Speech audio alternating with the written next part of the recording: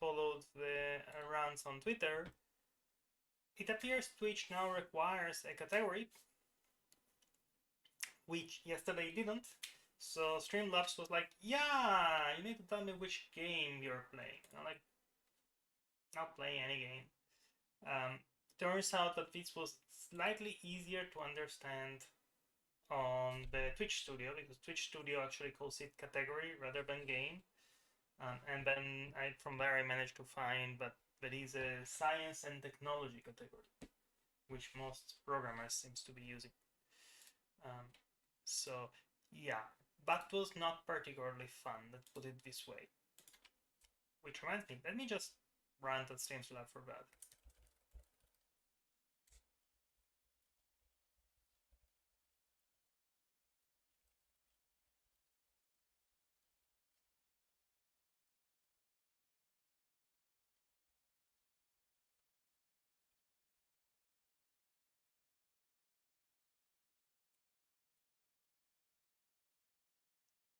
Also, it's fun that it has basic programming as one of the games. It doesn't have Python programming, which is slightly annoying.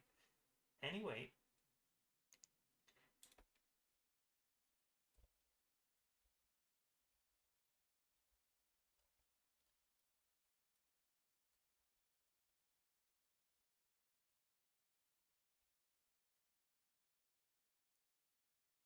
so I didn't plan to stream.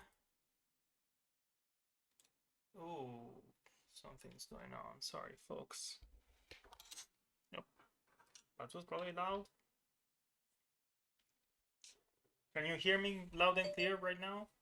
Good. I just moved the microphone around a little bit. So, yeah. I wasn't planning on streaming, but last night I got very close to get the cp210x chatter output for my USB mount tools, and I was like, well, can't wait for the next time I have some time to work on this, or I can just finish it tonight so that it takes me less time because it's fresh in my mind what I need to do. I don't need to refresh it, so let's do it tonight. So, where were we? Last night, oh, this time it actually recognized VS Code, yay.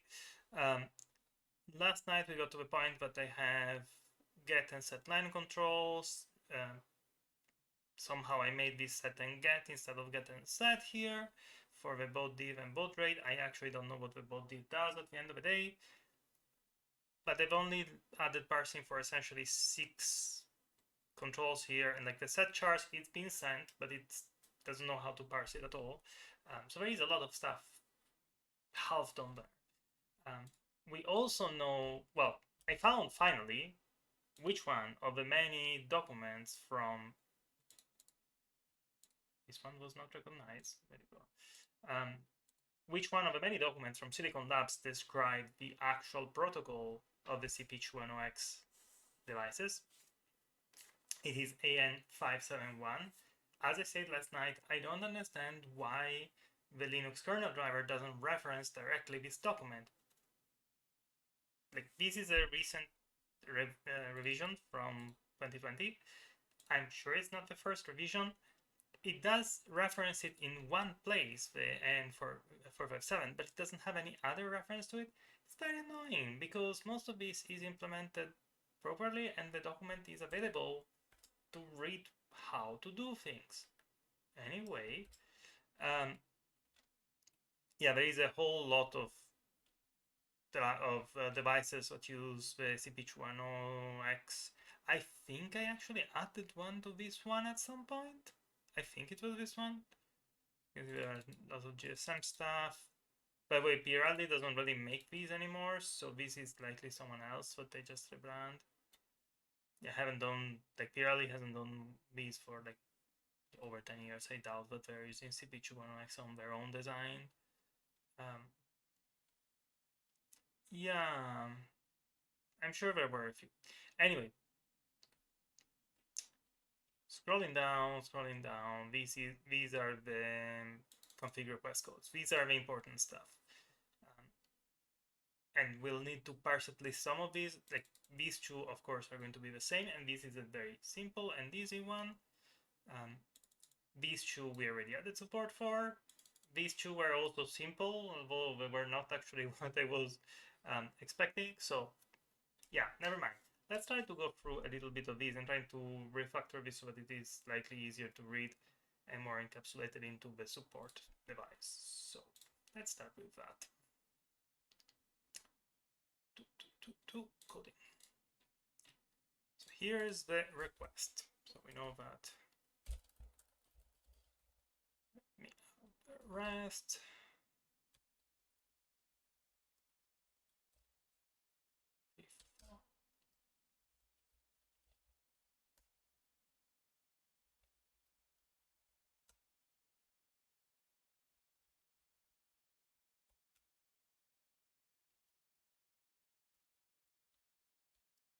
I usually will be a bit concerned about reusing the nearly exactly same name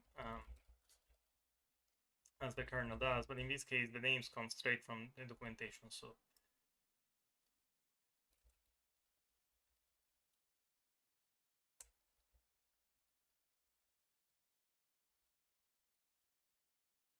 and I say that I don't mind investing a little more energy on this one compared to other chatters where I usually just do exactly, like for the cp210, I did exactly the minimum amount of stuff that I needed. For the 210x, I want a little bit more because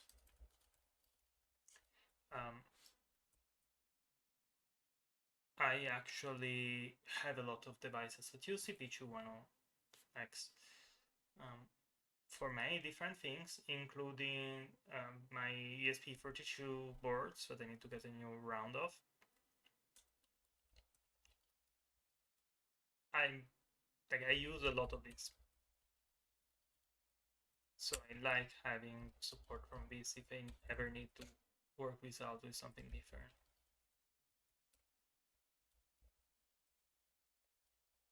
I also was thinking of going back at two different things that I haven't finished reverse engineering. I started but never finished. One of them is an Anker gaming mouse,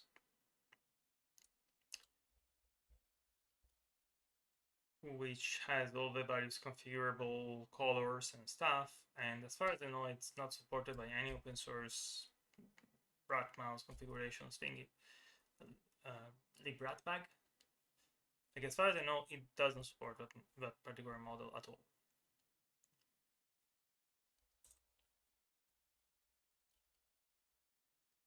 But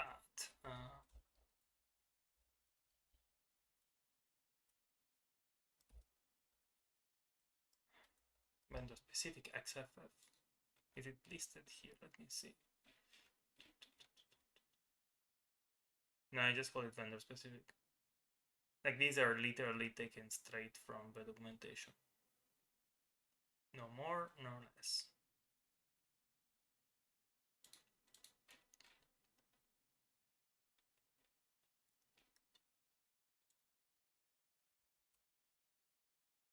So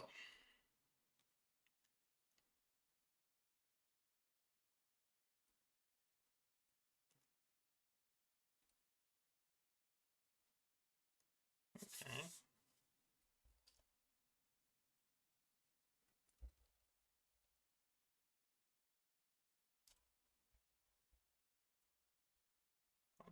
How does it call this color commands? And this one I actually want to get straight with the setup packet. So with this one, no, this one didn't do anything. Let's close this one for a moment. I want to get the setup packet for this one, which means I need to open that capture stats, the one that has the no. One of these actually has the import of the USPmon. From USPmon import setup, okay. So from this one I can do import USPmon setup. I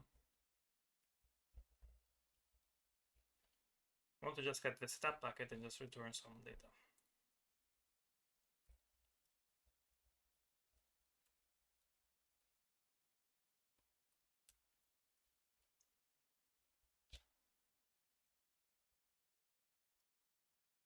For the second part, I cannot tell what it is until I know what the first part is.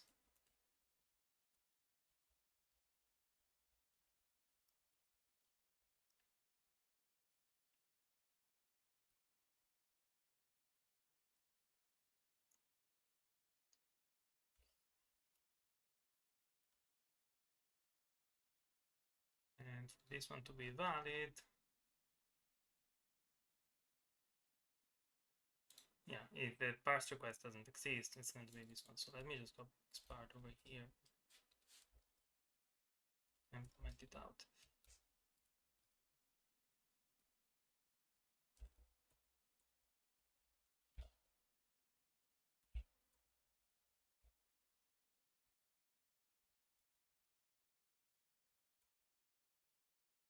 Now here I don't care about catching the value error because it will raise the value error if this is invalid anyway. So before I even do that, now that I think about it, I want to make sure that the bucket, we get the stub bucket here to figure out, yeah, if it is the recipient vendor and so on. So I want it to be a control type. Well, control type I will not actually know. I need to know that it is a vendor type and it is recipient interface, because if it isn't, then it is not a control.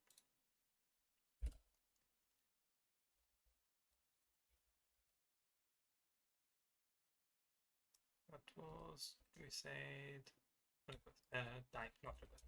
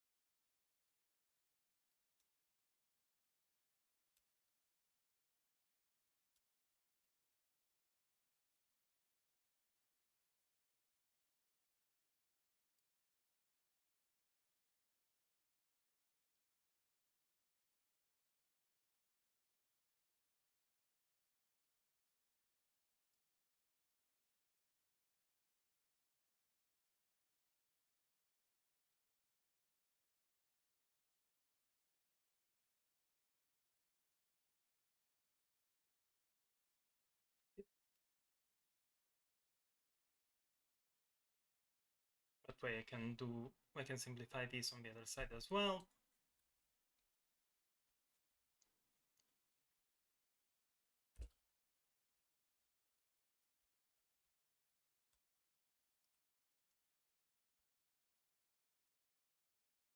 And this I should probably do it in order. So the first one is IFC enable.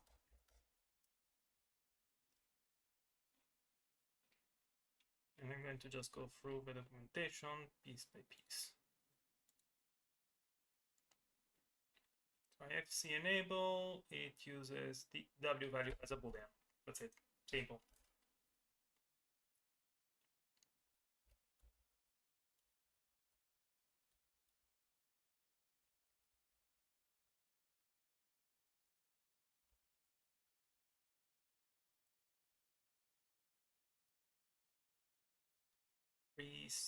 Oh wow, okay. So now I'm going in order from the document from application node, and it does not match the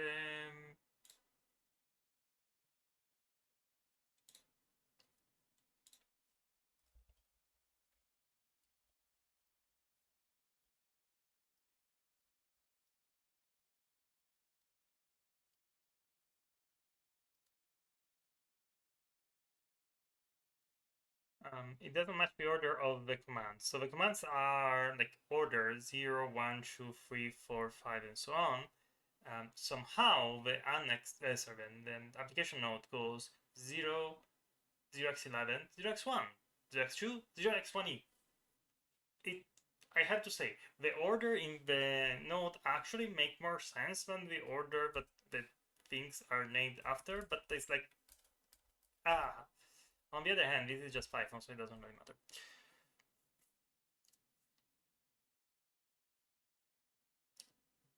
Oh, this is lovely, like the reset.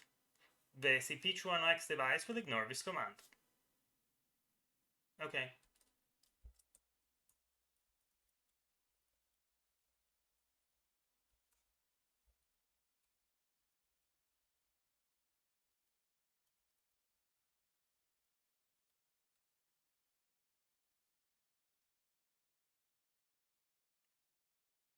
This is data, get about div, yes. This is going to be tricky, because I need submission and request. And the reason for that is that the get and the set actually use the payload to set this, not just the values. And you can see this one as well from yesterday, the get line CTL and the set line CTL. No, the set line CTL doesn't matter, but the set baud, there we go, set baud rate actually does use the submission payload. So I actually need to do the whole thing, the whole shebang. So it is not set up packet at that point. What do I need? Is that USB mount packet? Packet, I think.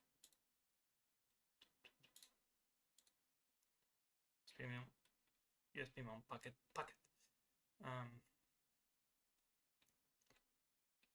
Yeah, I don't remember how I did some of these. Oh, because it has a packet pair as well, but that's not what I care about right now. So over here, import USB mount.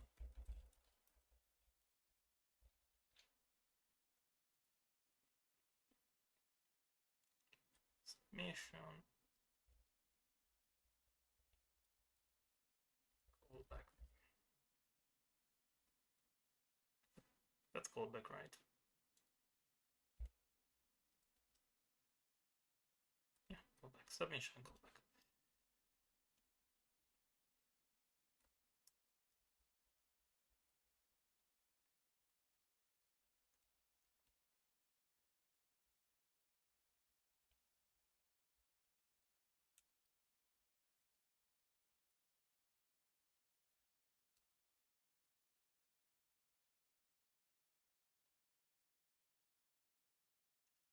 And over here also need to note that this one needs to be control start type, otherwise it's not going to.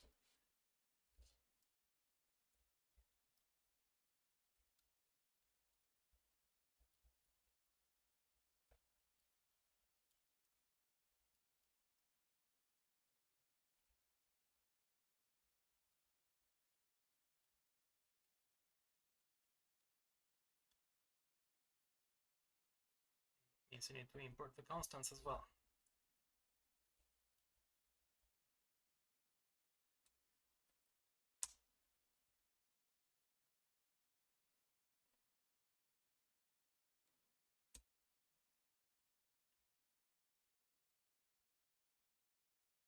I don't like the auto imports. I've seen this a few times already, just importing the completely random wrong thing. That's fairly annoying.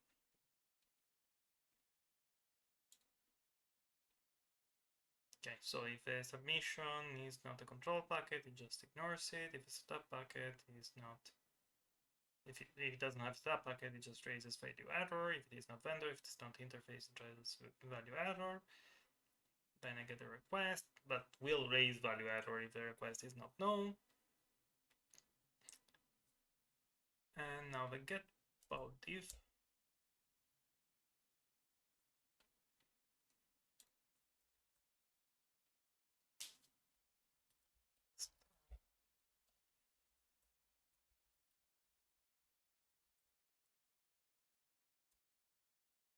Actually, no, that one is actually easier to do the other way. So get div gets data of choose, so assert. Let's get div is on the receive, so callback dot payload payload is true. Otherwise, the thing is just a corrupted packet. And we'll need construct.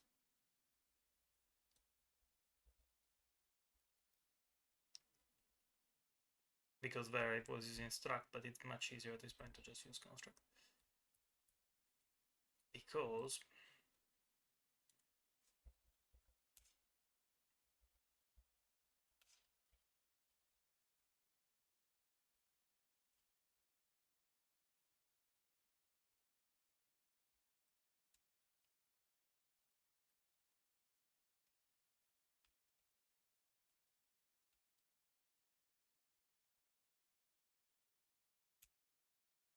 this one is easier to read and actually clear than going the minor L, minor H. I will just use construct it this way. When I'm just getting a single value of it and not a structure, it is very much easier.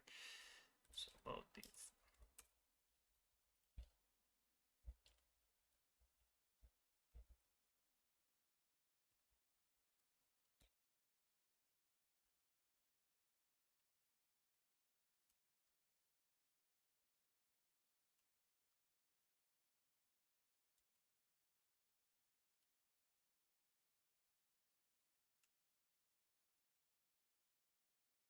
And this is going to be for all of this is going to be little endian anyway because it's USB and USB is normally little endian.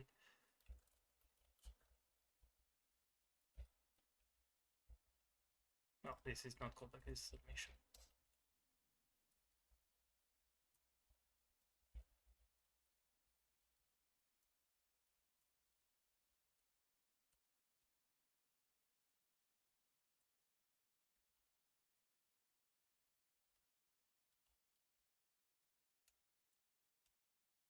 And this is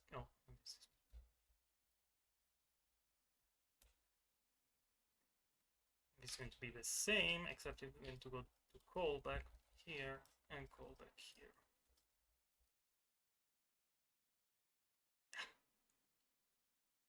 Oh, and then we have a setline CTL. So now I'm going to add here a data class for the line CTL.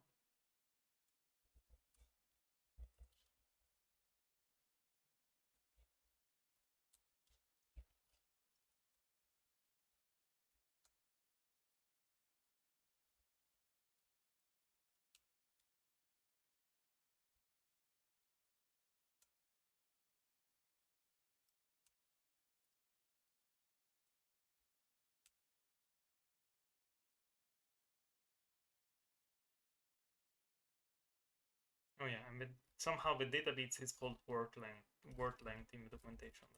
Data bits will be fine.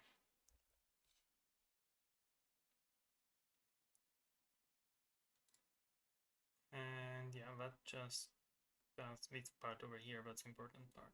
Make care for.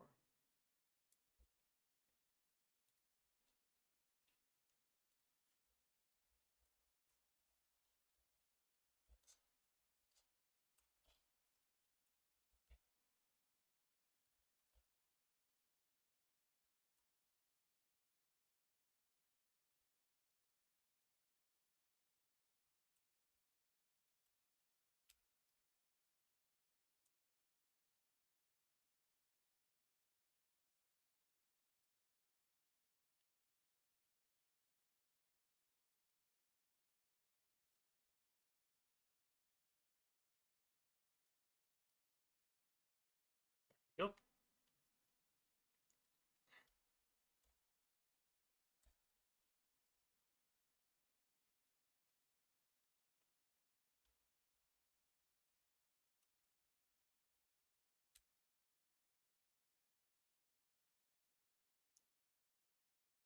And yes, that's a setup packet value, so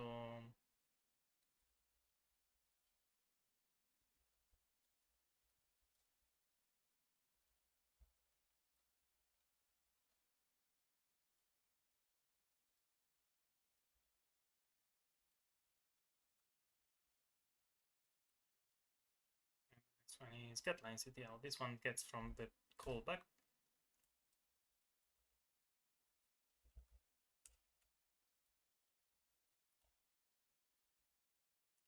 the value is going to be constructing enumerable parts.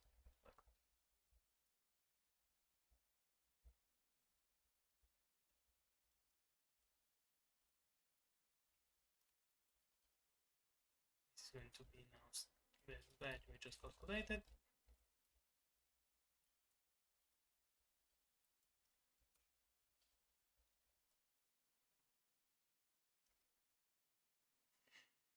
Okay, set MHS V, which has nothing to do with the healthcare system. This command sets the modem handshaking state for the selected interface according to the value of W value.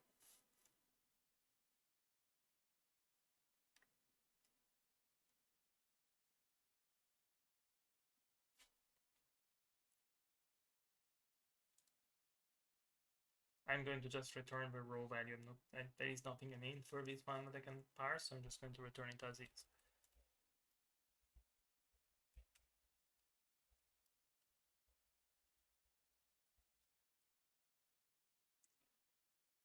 The next one is get MDMSTS, which is the RS232 modem control lines.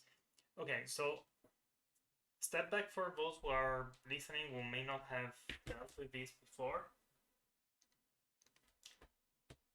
We usually talk about RS232 when it comes to serial ports, but the USB to UART are not quite RS232. One of the obvious things is the voltages, the TT, like most of these are either TTL logic, so 5 volts, or 3.3 volts. The RS232 line volt, like the data lines, are 12 volts, so quite different. But also RS232 has a lot more than just send and receive. It has all this modem control and like the DTS, the DTR, all these kind of things. I actually designed a device that will be a cp210 based RS232 adapter, not just a USB to UART, but full RS232. I just never, like, I didn't manage to get it to work. It seems to be shorting somehow or browning out. I need to get the new print, probably make sure everything is alright in the design, and find a micro USB plug, but it is unsolderable, so yeah, that's going to be a pain. For now, I'm going to just read the data out, return it, but not bother too much.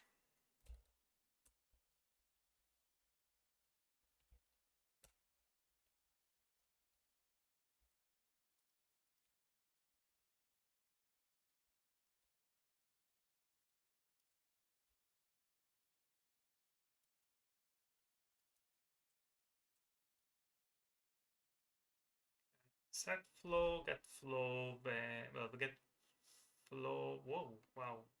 It's actually a full flow, like it's 10 items on the data. And they are the same actually, so that's handy.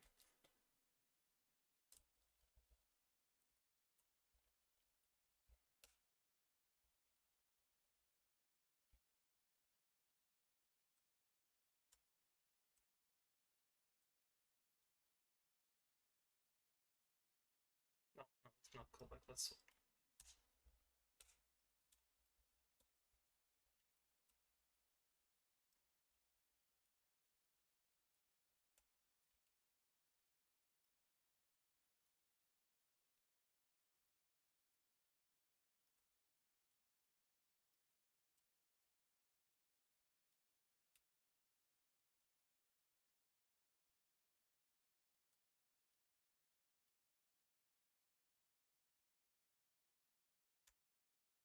this one is just w value 0. Yeah, it doesn't have any, like this doesn't have any input or out, like this is just like set it. If it's not set, or if it's already set, it just goes off.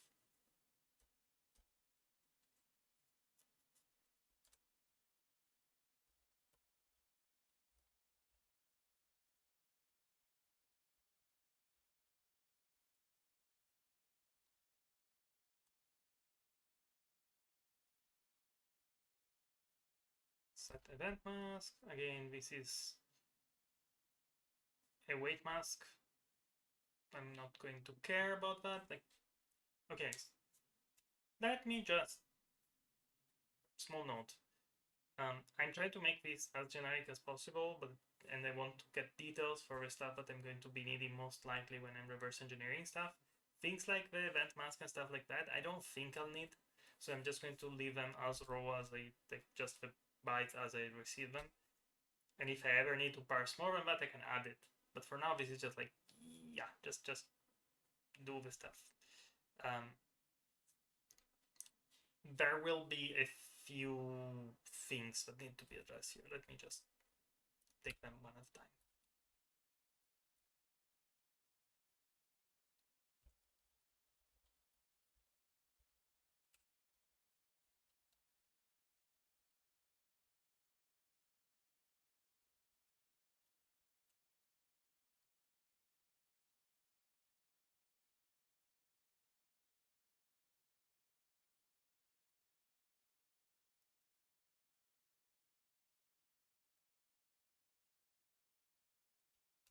This one is right back. It's a true character again, so I'm going to copy this true here.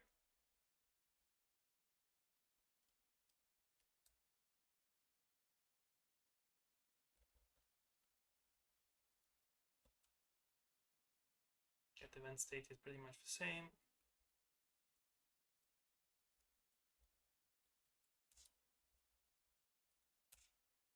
It's not event stats, it's event state. It gets event stats in this thing. No, it is get event state. I just copy pasted or retyped it wrong.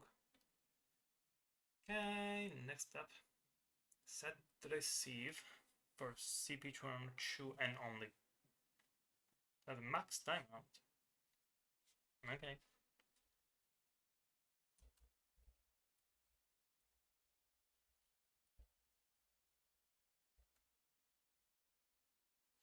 This is pretty much the same as this one.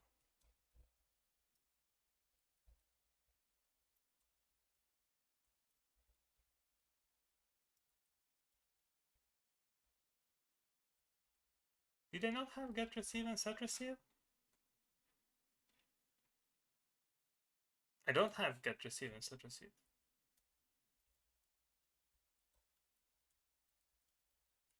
Are they not on the kernel? They're not on the kernel. Okay, so Linux kernel will never send those because they're not actually there. And this one is a... No, get receive is a... Wait. Set receive is a max timeout setting. What does it... What?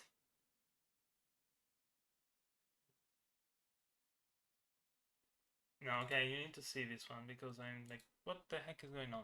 So set receive, we request set receive, sets the receiver max timeout settings in microseconds. W value is receiver max timeout, and it has a length of 16 and data known. I think this is an errata, like this should not be the case. I do wonder if there is a way for me to just go and report this to Silicon Labs, so like, hey, you may have something broken on your application node, because what thing says there is no data, but the length needs to be 16? Fair enough, these are the only two that the Linux kernel doesn't actually implement, so maybe it is broken, maybe it isn't broken. The other problem with that is that the gets received here, it also says data known, but it should be there. So yeah, let me just comment this one.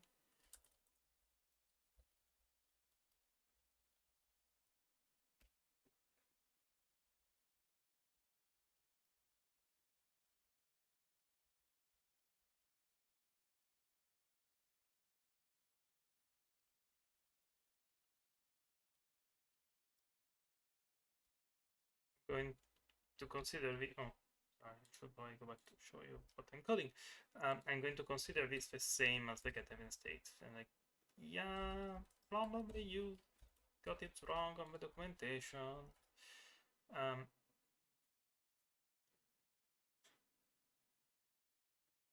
Yeah, this one, the W value is a break state, which is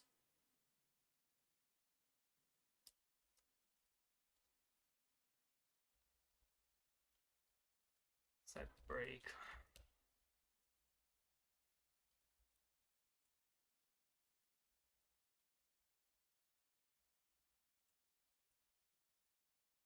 Get com status.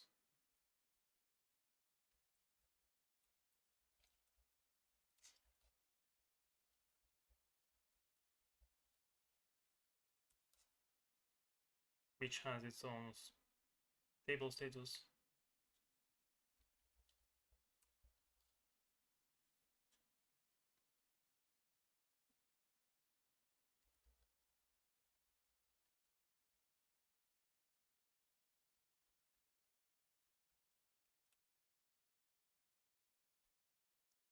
Okay, the character specified by W value, which must be in the range 0 to FF, is queued to be transmitted as soon as possible by passing any characters waiting in the queue.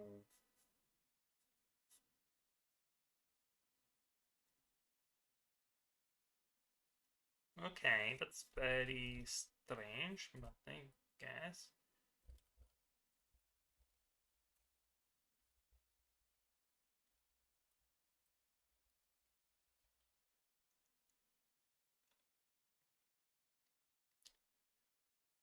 Okay, so, special char and index value. So these individual special character values are using AOF. Oh, this is like the same as that chars, but just one character at a time. Wow.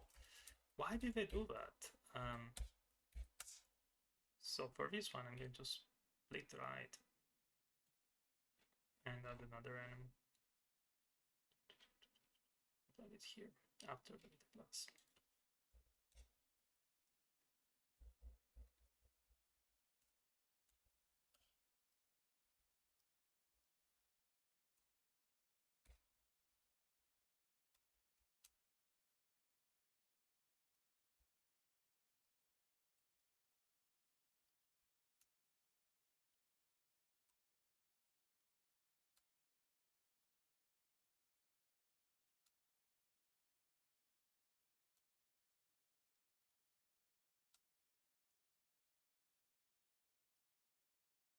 Okay, what will do?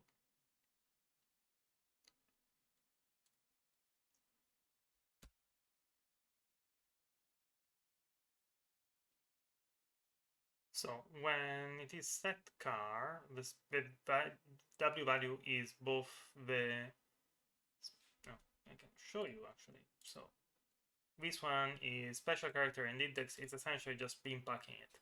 So the least significant bits select which special character it is. The highest one are the actual characters. So back to coding. The character value is going to be setup packet dot value, move the 8 bits that way, and character special character, maybe let's call it special character, is going to be setup packet value. And actually I want to return this as a special cars. In case this is out of range, it will just raise a value error, which is fine because like there is nothing really there, but we care about in that case because it will be receiving an error from device anyway. Like if you need to dig into what's going on beside the chatter, that's fine, but like most of the time I just hear about the chatter, so I expect that the transmission is actually not erroring out.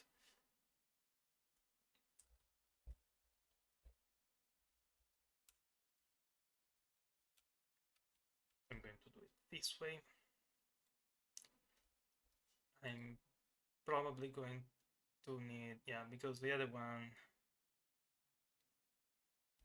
yeah, you'll see in a moment what the next one is going to be.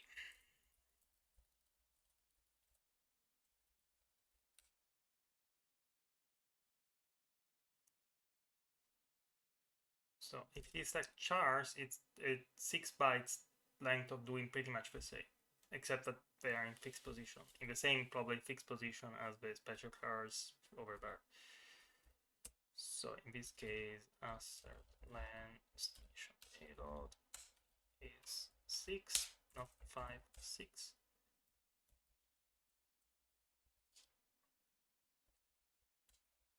For now, I'm just returning a full payload.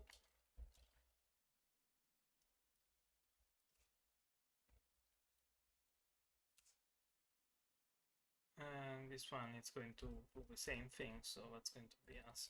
Then callback to payload is 6 and return.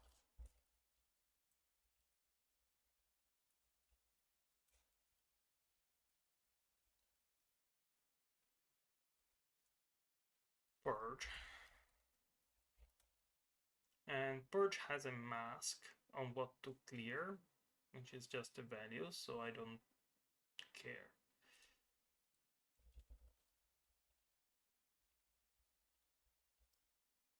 Also, as always, if you have specific question on what I'm doing or any other project I worked on, feel free to just drop it in the chat. I'm happy to talk about other stuff as well as the stuff that I'm working on right now here. It is just for me to get this stuff mostly done. So this one will return, I expect that this returned. So here I'm going to do assert false because it should never get to this point. Now I need to convert that to string, so that's going to be a few other interesting things. I'm going to add to this.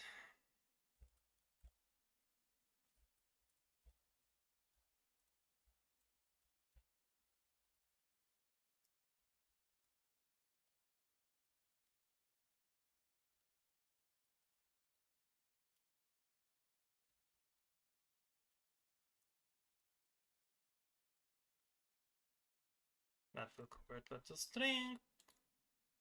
I can remove this part over here, this part and that part as well. Now, for the interesting stuff, I'm going to add one more data class.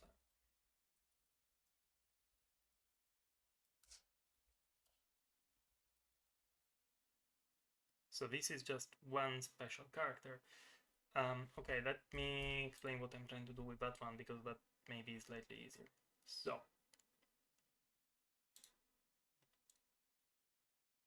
get chars and set chars and set char, they kind of do the same thing. So this has the 6 types of characters, so the special character is sets, EOF, error, and so on. Table 12 shows that it is EOF, error, break, event, zone, zof. These are literally the same, like the offset are the same value as the enum on the set char. So this is just a mapping from one to the other. And that's what it is. So it's going to be a mapping between one and the other. Actually, that means it may not even deem the data class for this one. I just need to return it as a mapping. So let's do that. So instead of returning special character value, I'm going to return special character column character value. And then on these ones, it's going to be the same, except that for each value in the enum. And then don't remember, can I iterate over the values of an enum? Yes, because it is, and it goes in this right order, but I want in definition order. That's perfect, which is this thing over here. So on this case, answer payload is that, and so return special mapping. It's going to be big zip special cars submission payload. There we go.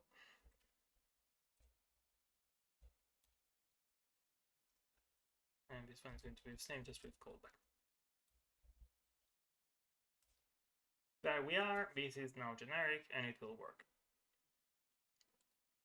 This is essentially mapping of 1, and these are the mapping of the full 6 of them. Now, if I want to get this thing, this control command to a string,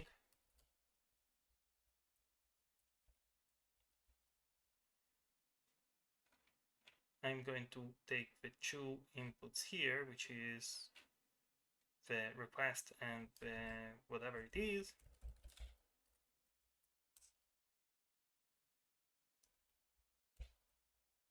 Which is the argument, like call it that way. And I'm going to return a string. So request string is going to be request dot name, because that's pretty much just the same. I don't care about that part. Now, if argument, if the instance argument what bytes,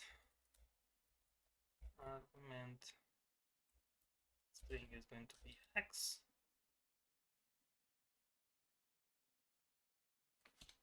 Bytes. Does it actually work? I don't remember. Maybe I need to do bytes.hex, right?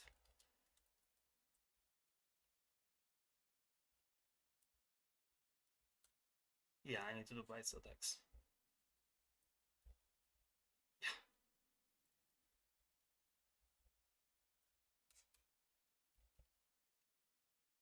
Otherwise, if it is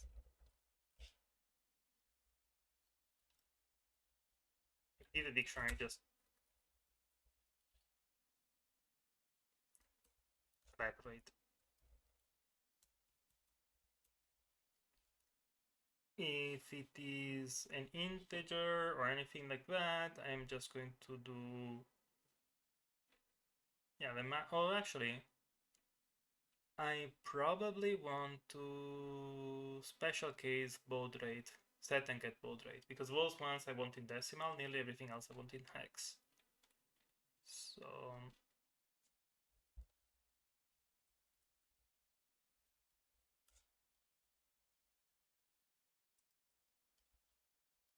and if request in request set request get baud rate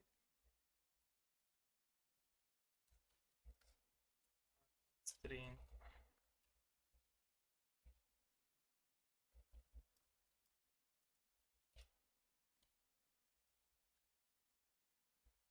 and otherwise if request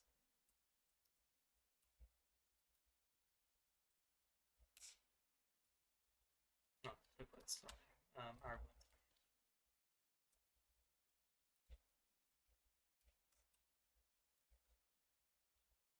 Finally, if nothing else match, the argument string is just a string of argument. And it's going to be return request string argument string. Also, this should simplify this part over here. Now, on the chapter here,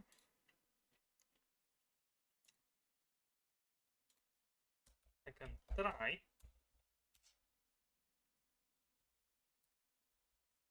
cp210x dot control command submission callback set actually request set value error continue else print cp210x control command to string request argument. And I can remove all of this.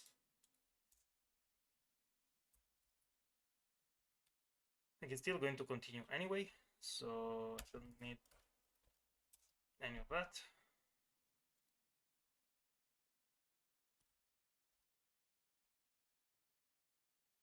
Oh no, I do need that because this is if this one is not bulk.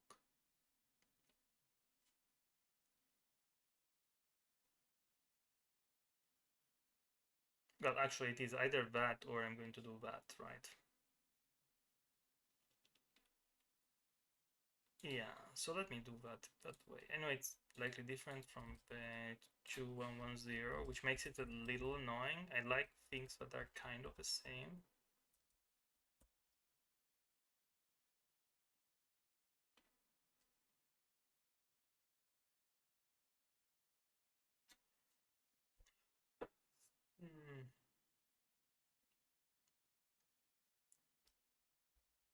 Okay, probably want to do this anyway.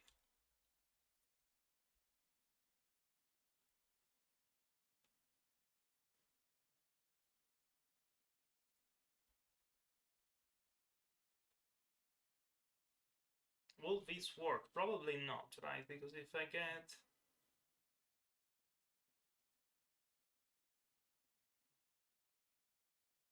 Because I don't want to... I don't want to print all of the changes before all the results. If there is anything staged, I need to actually go through that. And anyway, this only works if the reconstructed packet is there, so it doesn't really matter. So it should be working. So if it is both, then I actually add to the reconstructed packet, and then I wait for the next one. And there should always be something like, well, actually this assert may now not work quite, but let's see. And if it is a control, then I try to parse it as a control packet.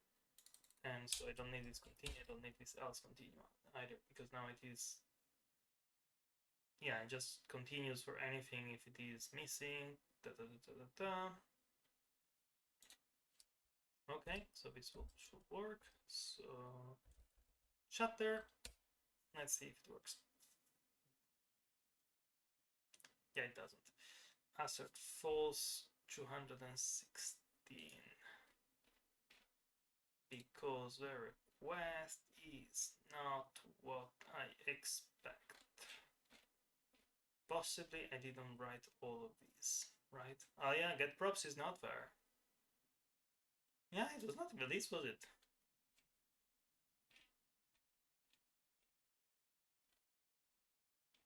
Oh, because I skipped, that's why. So when I got to this point on get chars, I clicked on see table 12, that brings me to the end of the thing, but it was not finished there. There are more, many more. Static son of event mask, okay, not that many more. In chars, set chars, yeah. Get char, get chars, get props, embed events. What's this one? This command selects or deselect event insertion mode depending on the value. If it's 0, consider the data from a serial port. If the value is non-zero, this event are multiplexed with data.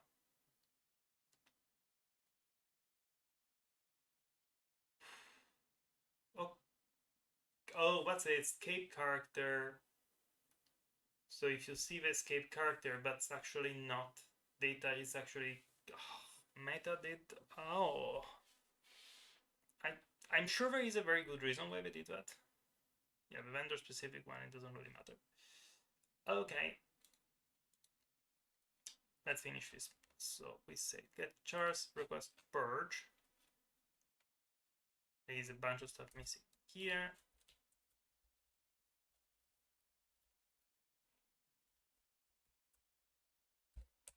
Oh, purge I already added, sorry. Embed events.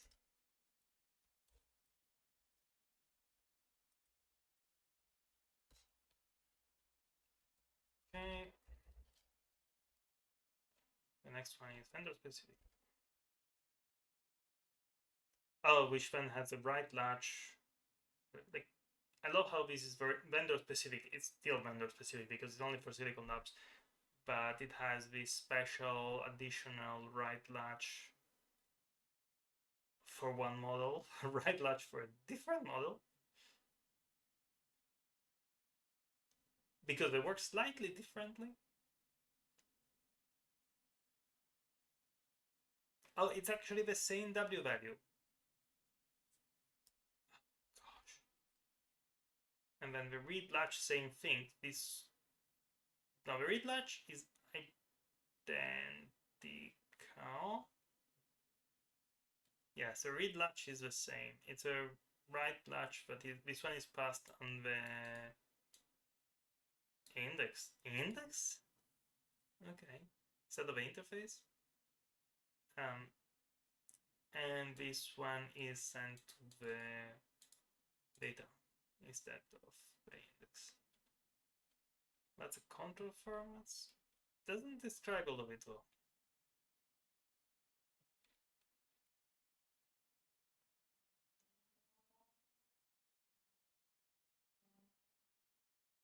You didn't hear just now the noise of the motorcycle outside, right? I only heard it on the loopback of the microphone, but the noise cancellation should have removed it. Anyway, so, okay.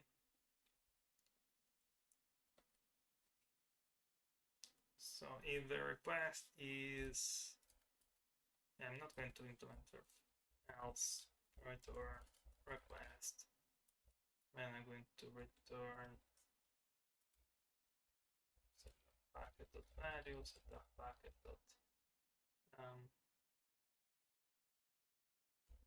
Index, because it can still use that one, and else if, how do I tell the direction, submission direction out. Okay,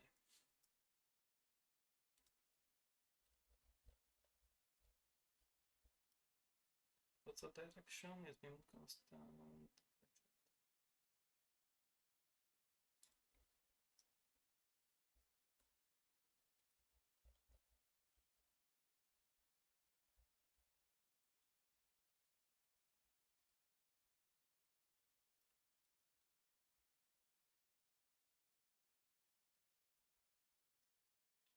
And that's going to be a bit annoying, but like that will do. Actually, I'm going to make this slightly different because I'm going to go for into it here.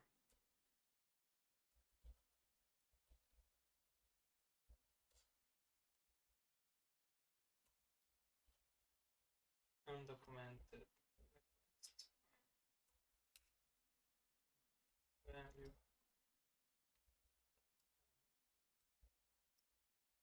and integer, index integer, and table is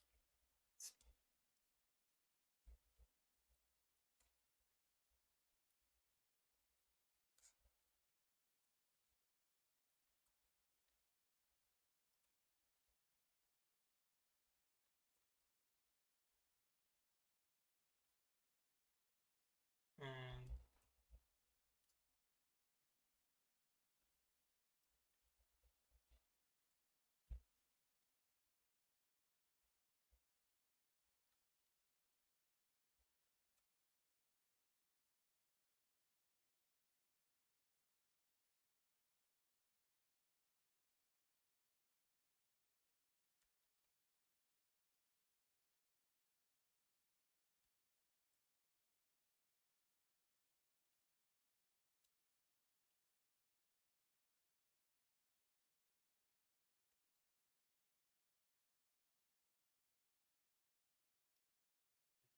optional.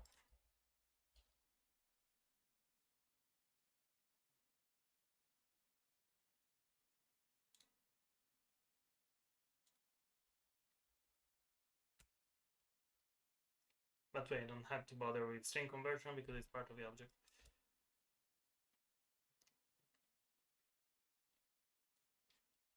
And I should get all of them now. Yeah, get props, lots of data, but I don't care about. But it's not documented right now. Should probably check. Set chars, those are the actual mappings. I should probably make this slightly easier to read. Yeah. So, okay, let me try it this way. Put name here. And then instead of this one is going to go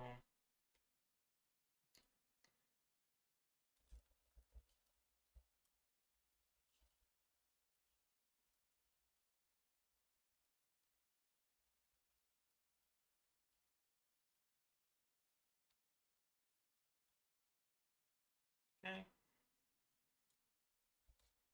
Should be easier to read now.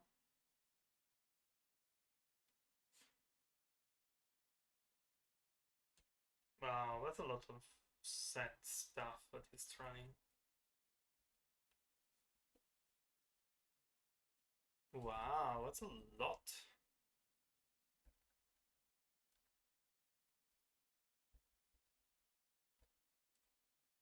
it sets the baud rate every time before reading. It sets a bunch of states all the time because it's I wasn't showing the coding. Sorry. Yeah, this is the output right now. You say that set MHI sets modem handshake. Why is it setting the modem handshake?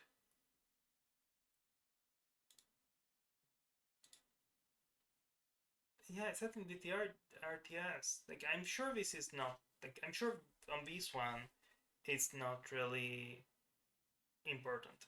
And the reason why I say that is because this is just a TRS header, so it only has RX and DX, so it doesn't have DTR or RTS. Why is it even changing it? What the heck? Okay, so this kind of works, kind of doesn't. Because there is just way too much stuff that's going on. Let me just see if by chance I document what the get props should do. Get properties, page 15. Oh yeah, I missed get props, it's just before. But no, didn't miss it. Get props just before purge. Yeah, I did miss it.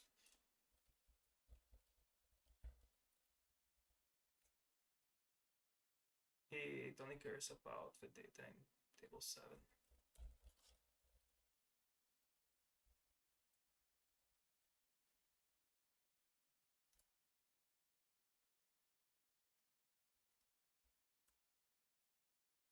So this is callback to payload. And assert and callback payload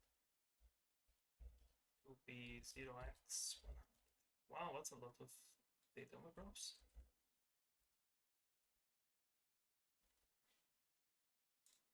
Yeah, it doesn't, it's not actually, it's not 100.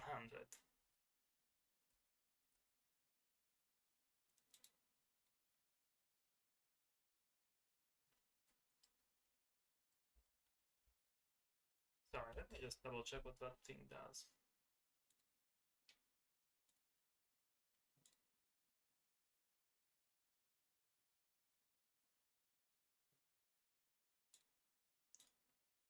Value 0, index 0, what's the payload?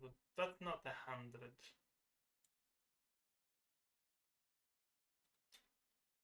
See table 7. Table 7 suggests that this is 32 byte long, so it's not 0x100, this is 0x20. That thing is buggy.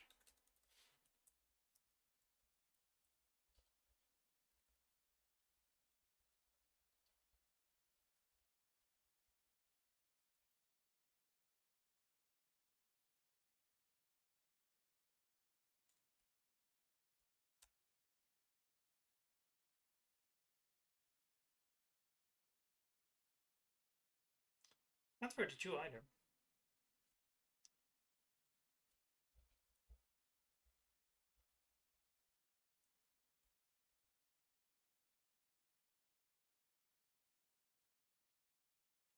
It's 64. Oh, no, sorry, I missed some of it. It is 64, yeah, it's intended to be 64. Sorry, let me show you what I'm seeing. This is the table. I thought it ended here at 32, but no, it continues on the next page. And it is indeed 64. Now 64 bytes is still not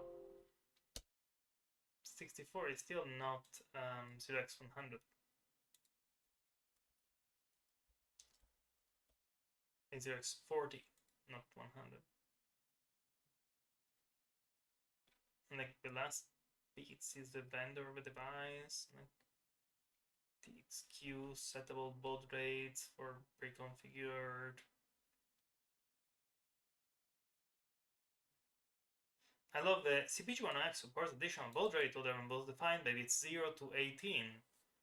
There is no way to determine what these baud rates are. Good luck!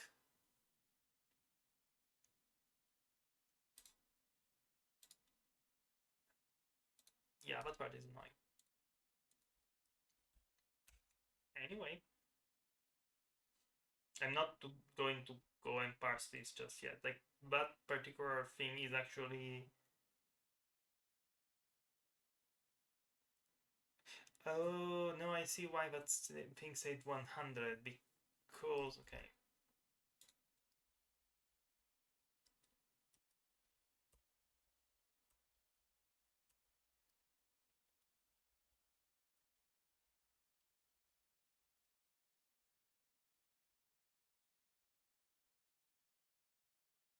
And yeah, I cannot actually do it this way because it is variable length.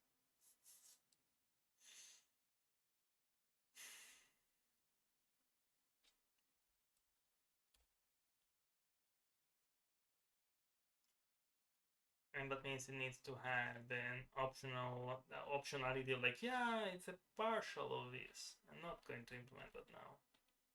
I also don't think anything that is particularly useful. It does a service provider identifier, which is set to 1 for compatibility with nt-serial.sys. And that's something I haven't read in a long while. Yeah, it has a version of a response.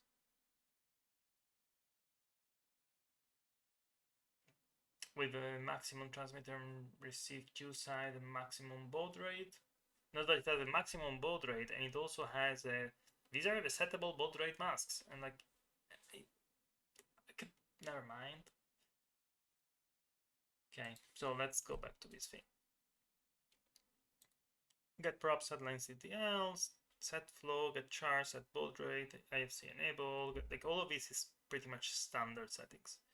All of those are there, so that's fine.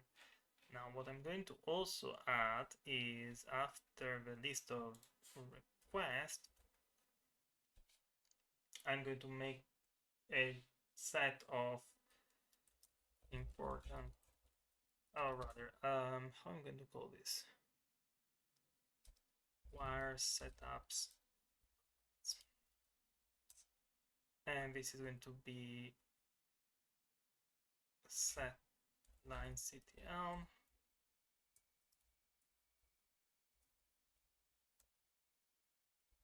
And set baud rate. These are the two important commands that I want. Nearly everything else I don't particularly care. The reason why I'm going to do that is because I need to know those two things when I'm doing reverse engineering. Nearly everything else I don't care for, but I do want those two. I'm going to call them wire setup programs, wire setup commands, because over here on the chatter,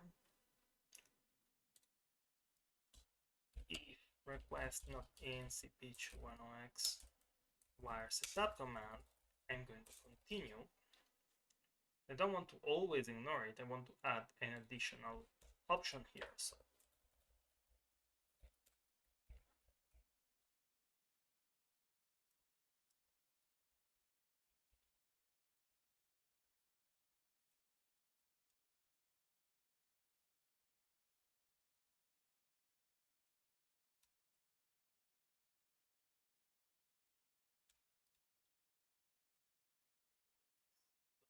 a default false. I don't want it by default. By default, I just want to care about the stuff that it is actually there.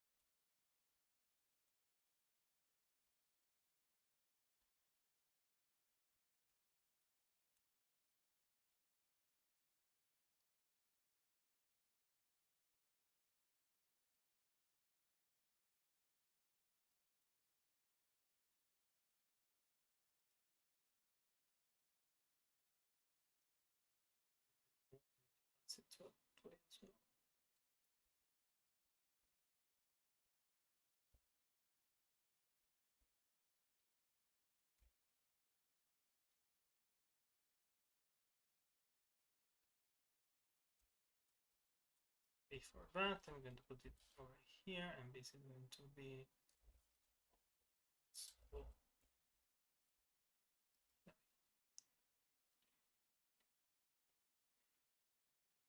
if not all controls and requests not in there, then ignore it. That means that when I do it this way, I only get the set line CTL and set baud rate, because that's what I care about.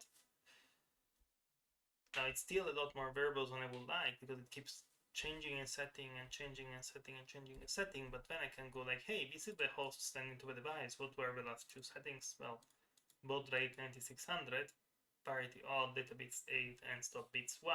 Yay, that's all I need. And then it keeps setting the parity odd, data bits 8, stop bits 1 to read this back somehow. And then it reset the baud rate, and then I don't know. Like seriously, I don't know what's going on there. The problem now is that these two things over here, I actually would like to keep them attached there.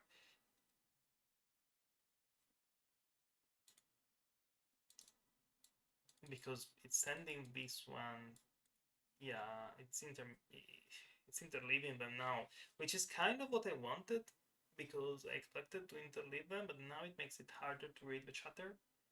So no, I think I'm going to move that summation direction check here within the bulk side. So let me move it from here, here. And if I do it this way, it should work the way I expect it to.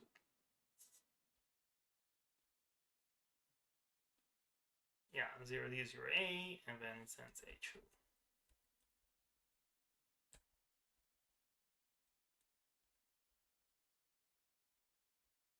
Okay, this works well for me. And if I pass -A,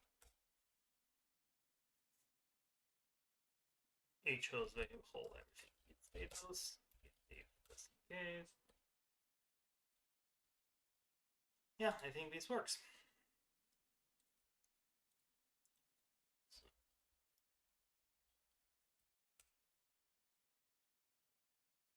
Like reformatted this, struct is imported but not used, and struct is imported but not used. Yeah, let me remove struct from this one for sure.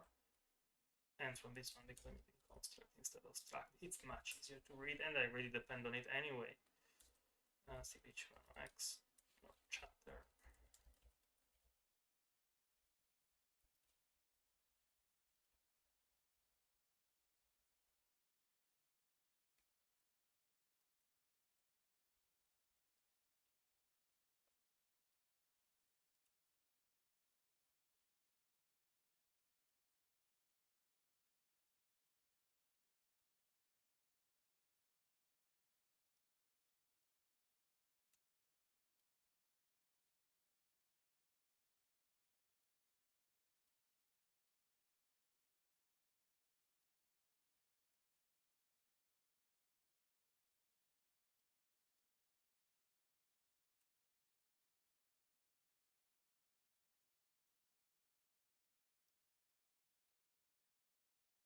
Okay. This can pull. Oh, sorry.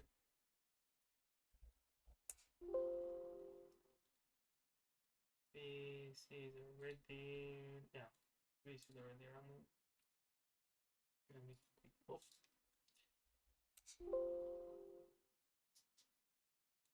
Pipe access is denied. Who?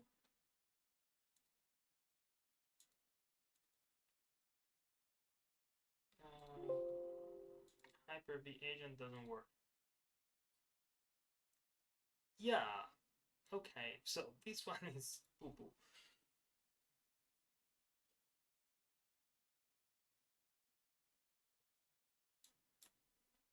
I may need to close this, so let me just get back to being ready. Close this thing. Let me just check if there is an update on Chocolate.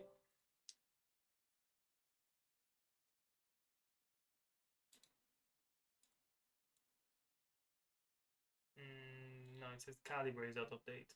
So let me just update Calibre just in case. Awesome software.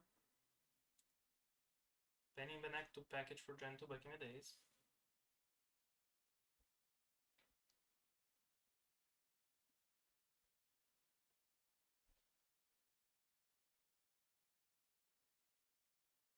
Yeah, that's not the problem. Okay.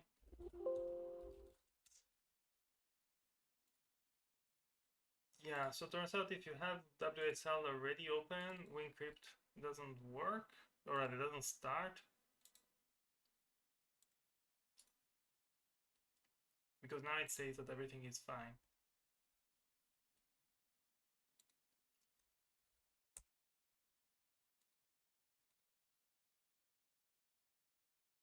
So let me get back to this one. Oh, it's selected this time.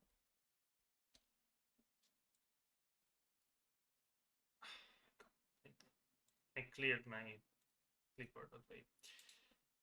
Copy this, copy. It didn't do right.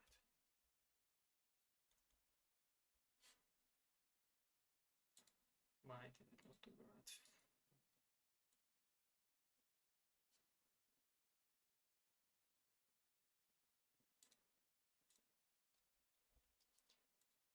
Yeah, I think that's still.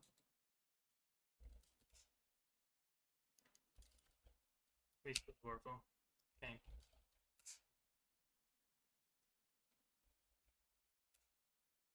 No, it doesn't.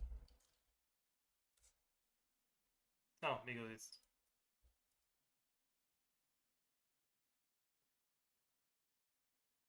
permission denied. Oh, now I remember why I did that. Yes, I want to remove it.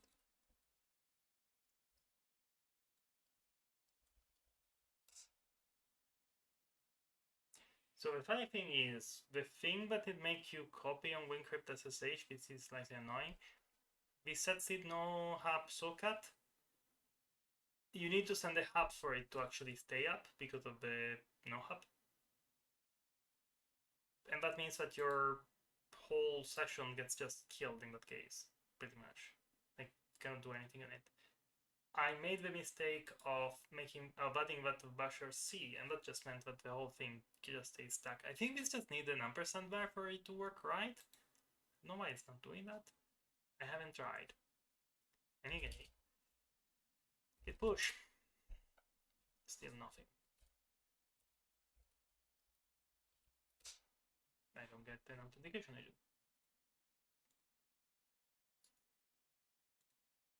It thinks that it is working this time. Clearly it isn't.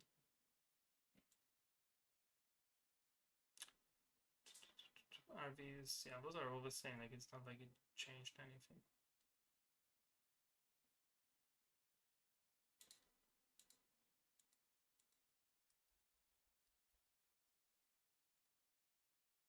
Okay.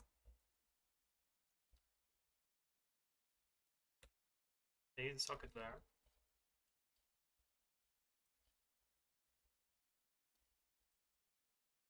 There is nothing opening it.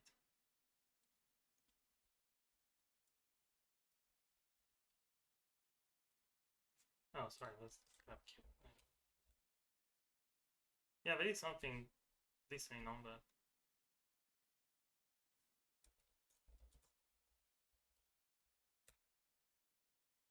No?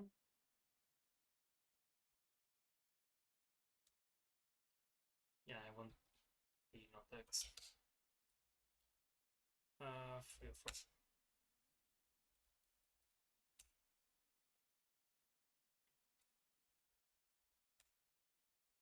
Still cannot open it. I wonder what's going on. This one is unset, that's why.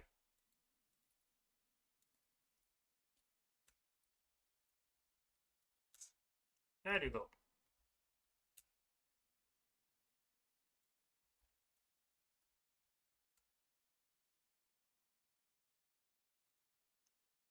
And this is pushed. So now see the whole thing.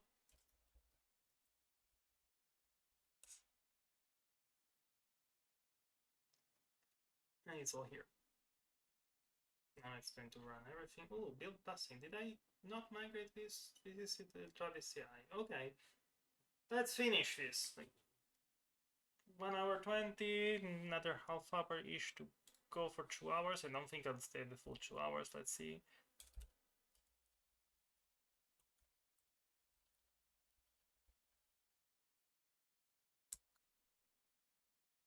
So while we don't have that yet, let's do paper and paper. Let's migrate this thing to GitHub Actions, because I should be migrating this to GitHub Actions anyway, right? Did I migrate anything to GitHub Actions? Did I migrate Locometer utils to GitHub Actions yet? No, I'm still using Travis. I did migrate this one to GitHub Actions, right? Yeah, I did this one. Like pre-committer.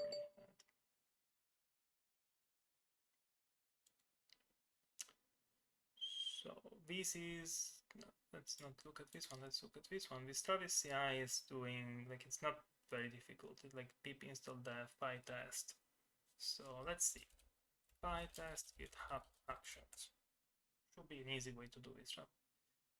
GitHub Actions guides, test, building and testing Python. Yes. Starting with Python workflow template. Okay, Python package. Specifying a Python version, like this. Okay, this runs. Okay, check out choose setup Python. This part is the right part what I care about. The install dependencies, I'm not going to do it this way because I'm not using requirements.txt at all. I don't need the lint, I just need the test.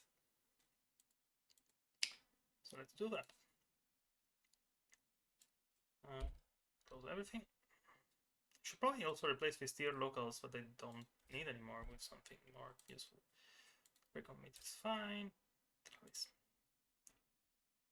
And then GitHub, workflows, new file, pytest.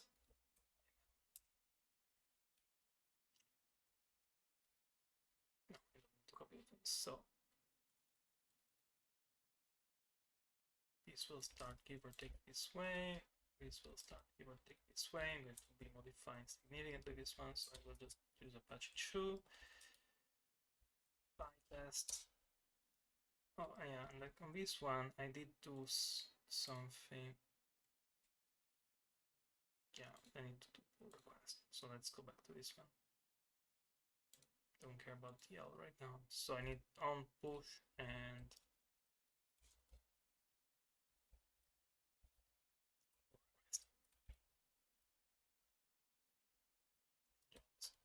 test, runs on Ubuntu latest, strategy metrics, Python version, not 2.7, not 3.5, not 3.6, not 3.8, sorry, not 3.7, 3.8, 3.9, 3.10 dev, I think.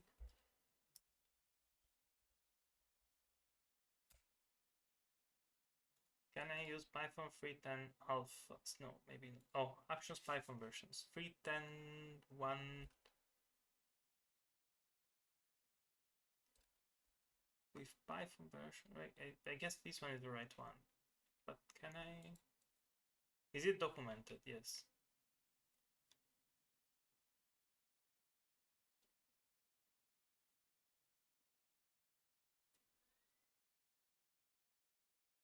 So this uses setup Python, which is the right one. Doesn't tell me which versions I can use. Version manifest.json. Yeah, it's 3.10 alpha. I wish it just had the ability to say, hey, I want to run this on. I'll try to see if 3.10 works, I guess.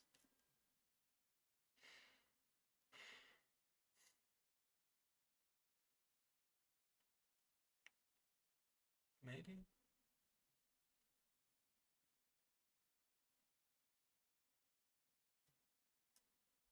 Anyway, no, 3.7.3.8.3.9 will be enough for now. Set up Python with Python version .thing, install dependencies. This is actually going to pip install -e.dev, because that's what, yeah, that's reduce the shift, not just .dev. It's okay, it doesn't need to be editable. Oh, well, we're supposed to run if3.9 dev. Aha. Yeah, horrible. Sorry, folks. But I don't need to link with anything. Test with PyTest. Yes. PyTest, and PyTest options. Now, like, MyPy should work on all three of them, so I don't care about limiting this to only one of them. It's okay if it takes a while. So this is actually just MyPy. I didn't run MyPy on Presubmit, did I? Yeah, I should probably have. It's okay, I guess. So if I do this, that's the new PyTest YML. I'm going to, no, not this one. I want to stage this. Can I stage this? No, I can't stage it from here. I can stage it from here. I'm going to delete the Travis YMLY. And in the README,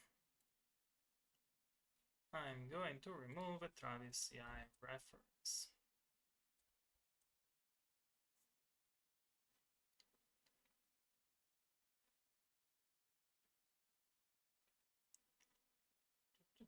Okay. I'm going to check out HP.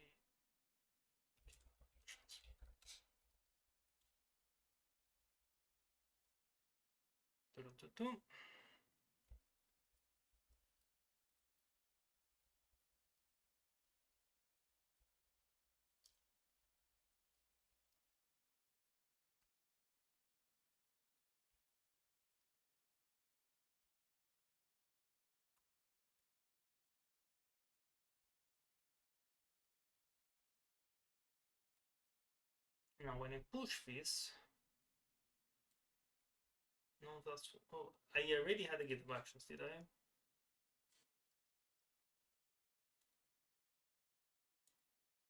I? I did. I did that last year.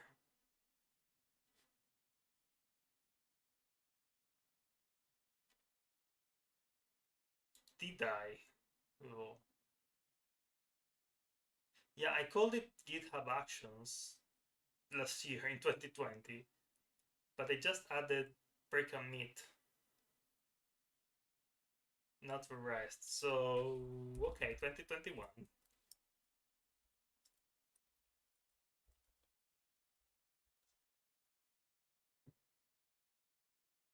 Better? Sorry. Wrong thing to open it up. Let's go back to browsing. Let's say pull request for it if I want to create a pull request for it. Yeah, I can just merge it. That's a problem. Yeah. This one. Branches one commit ahead. It's running stuff. It's running PyTest. Yay! Okay. So actions. Pre-commit. Python package. 30 months ago. Yeah, I was trying to get stuff. Yeah, this was me. GitHub Actions, introduce GitHub Actions for continuous integration. It was finite, that doesn't exist.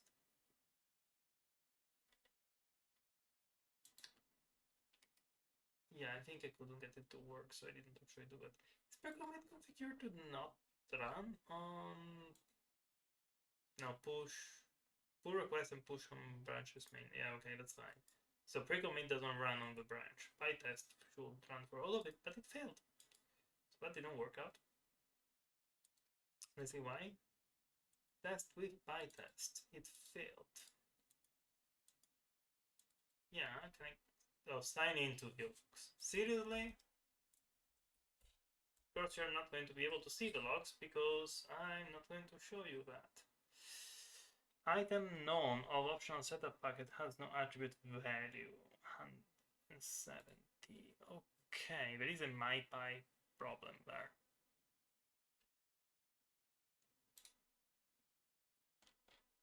So at 170 on this one, it tells me that the value, oh, because it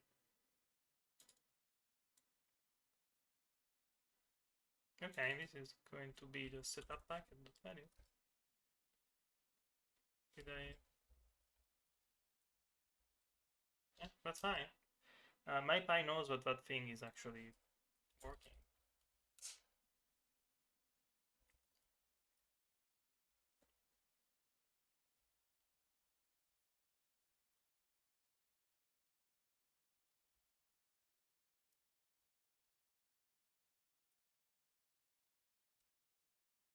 Okay.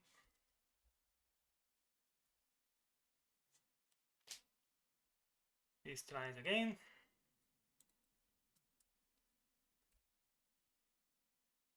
Again, remember that I'm not going to show you logs because I can't.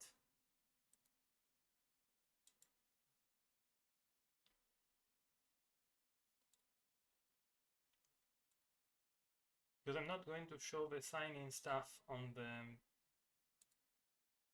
stream because you never know what's going on there.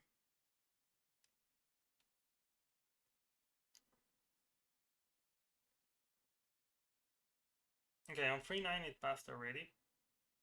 On 3.7 it passed, and on 3.8 it passed. So there we go. Free job completed. I'm going to merge this one on master, I guess.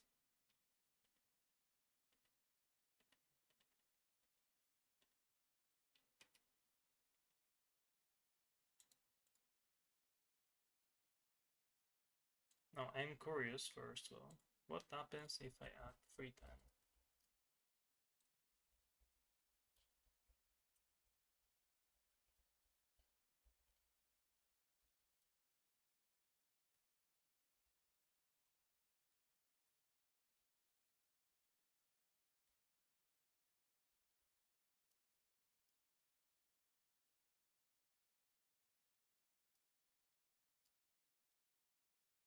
The other thing I want to figure out is, can I run these on multiple?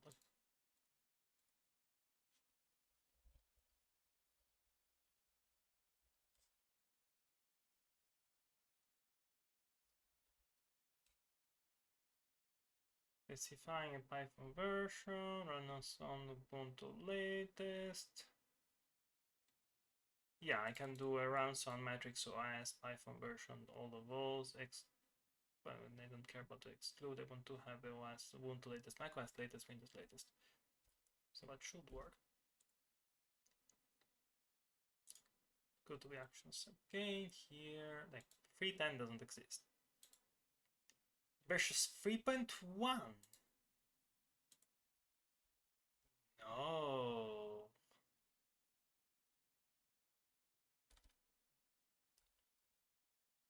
Oh, come on, seriously?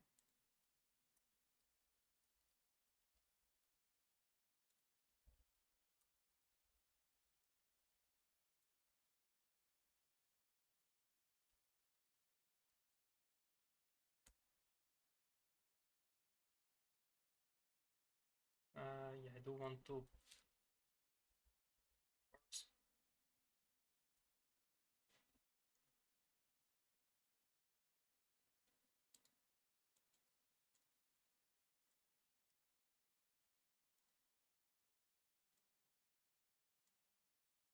Yeah, now it's reading it as 3.10. Awesome, like just awesome.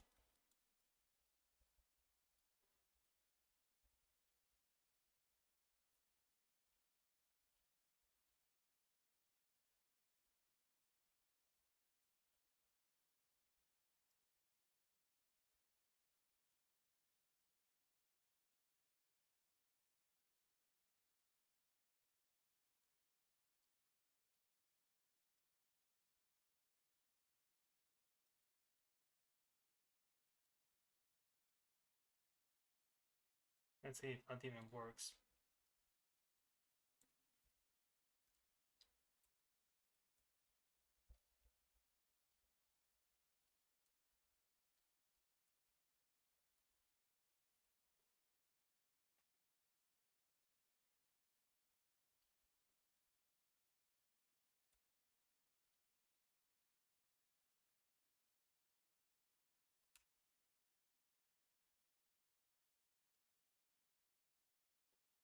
Let's see if this is working. No, it's still set up. Python 3.10 doesn't work. But at least it's interpreting it right now, so it's something there.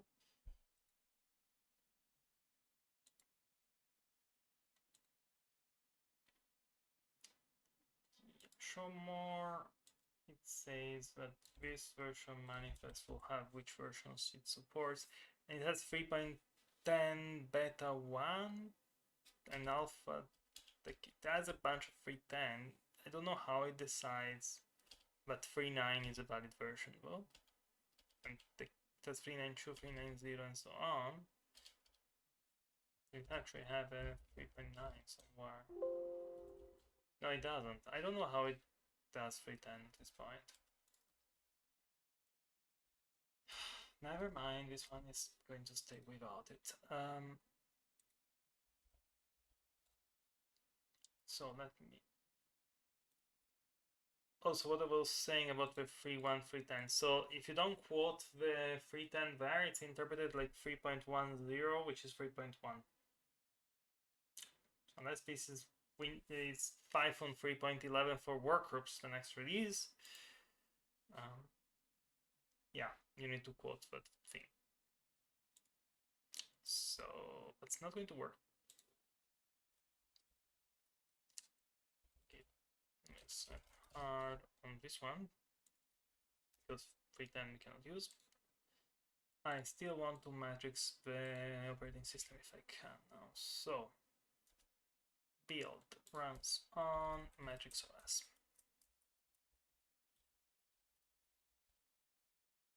And the matrix OS is going to be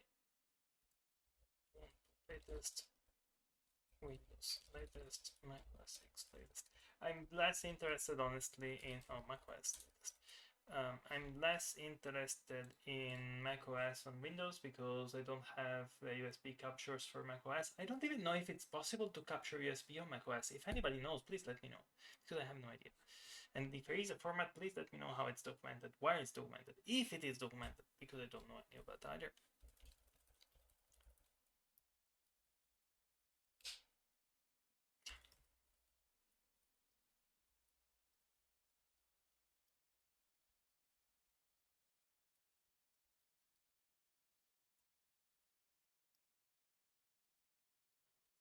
Works. Let's push this one.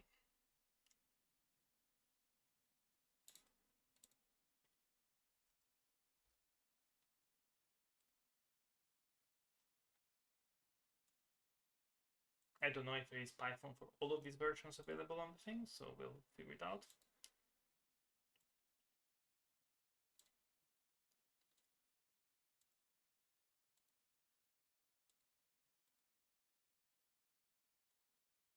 Okay, it seems to have set up Python on most of these.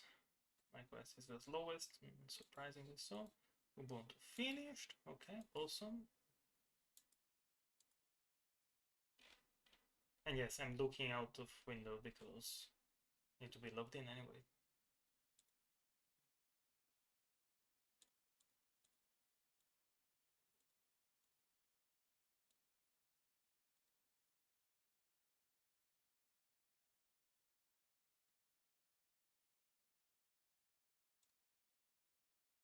Oh, on Mac it fails.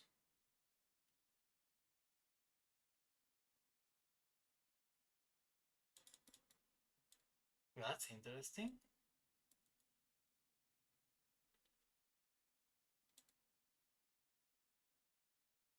Yeah, it canceled because on macOS it fails. On macOS it fails because it says that packet error is not in progress. Oh wow, and like I think that's because, yeah, so let me show you what I see. Can I show you what I can't show you what I see. Yeah, so there is a test in test USB mon mmap, which is here. Is it here? No, capture, sorry, tests USB mon mmap. Never mind the fact that it is just encoded in base 64. It's assert equal on line, it doesn't say, 102. Yes, very well, this one, because it says that this packet.error should be in progress. So if I go over here, I am actually, now it says string self.error counts, self.state.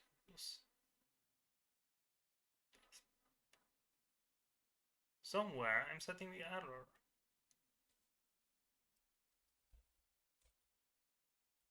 Oh yeah, there you go. If status is less than 0, it will try to check the error code for it, and otherwise it will return the status.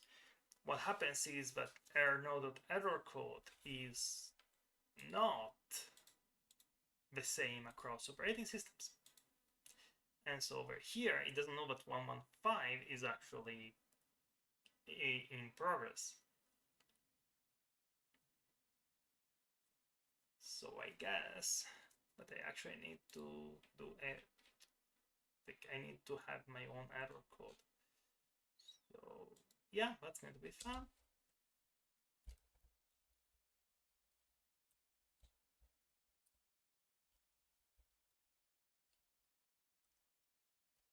I don't know about the rest, so that's going to be interesting. If anything else fails, I'm going to run this first.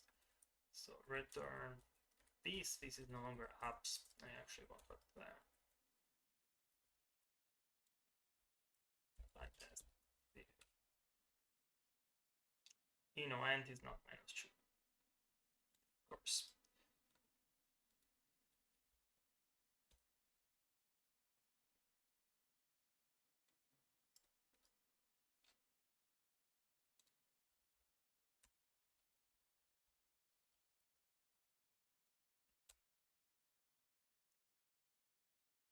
Oh, this was.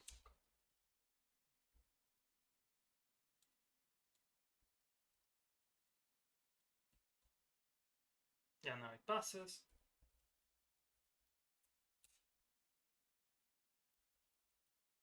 And no.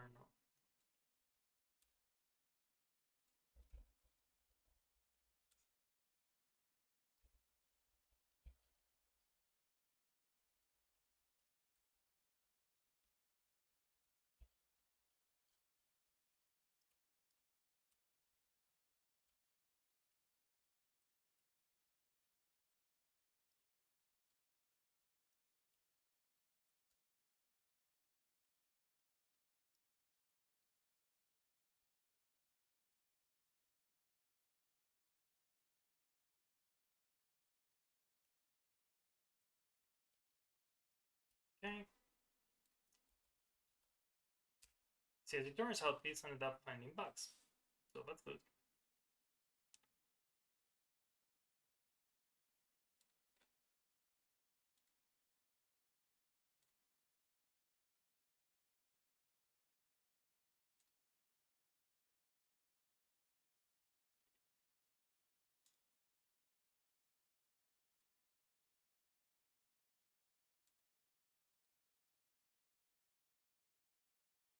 There are all the badges for the GitHub Actions as well, but I'm not going to care about adding, to be honest. Like, just go and look for it on the actual website. Ooh. Sorry, Spotify just sent me an email that there is a new album, I guess, or single from Van Canto. That's going to be fun. All of the tests passed on Ubuntu, passed on macOS 3.8, passed on Windows.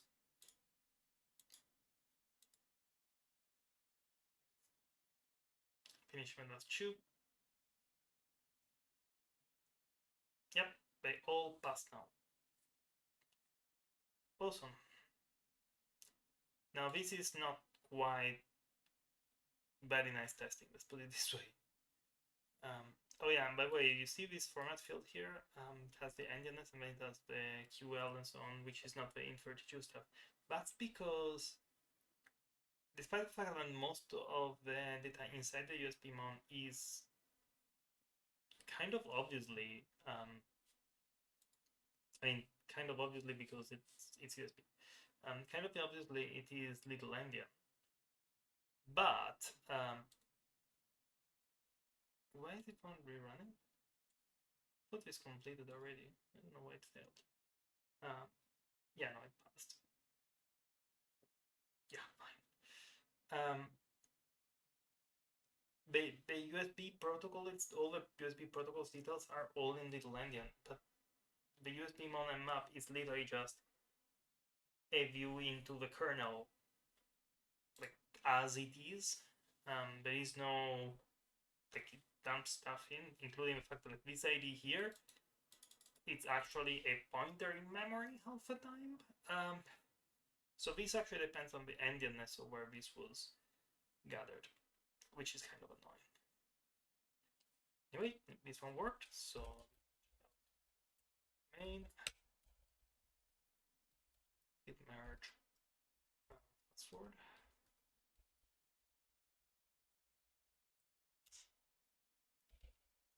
I'm pushing this to main, so now it will like run normally.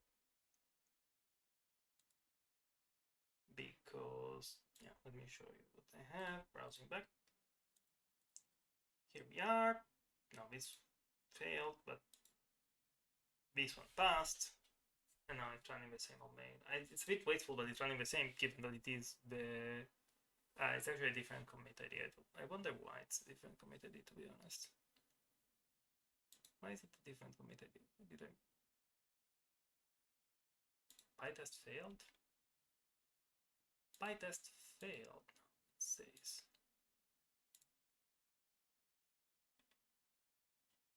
Did it?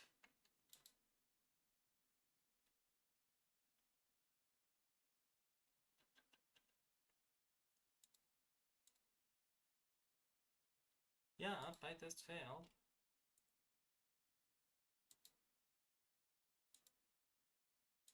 Why did PyTest fail? Code. Yes.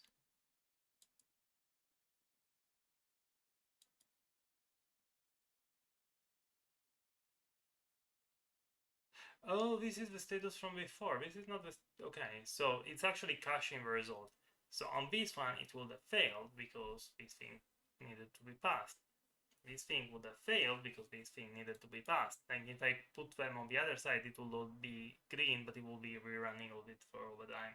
I didn't want to do that. So that's fine. Don't rely on error for this one will pass. Like that, yeah, very good. It passed now.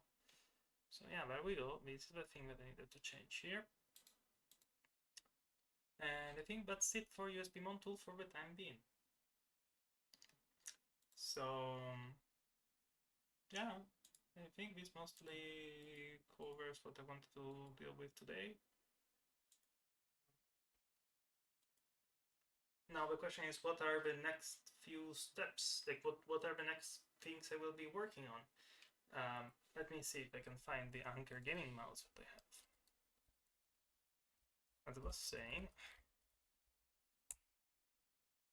not that one. Is this one? Not. Oh, this is new. No, this is not the one. Is it this one? It's not this one, but this one actually looks kind of similar. But it's not this one. Well, I like that thing with all those buttons. Ah, there you go. The 8200 high precision one. Yes, this is the one with the anchor there. I have two of these. I really used to like this one a lot. It got very sticky, as most things that are like this type of plastic, as it turns out. They don't make this anymore. It has drivers for all of the things. What I'm using now, I'm using this. No, not this one, sorry. This is the huge, not the Pro.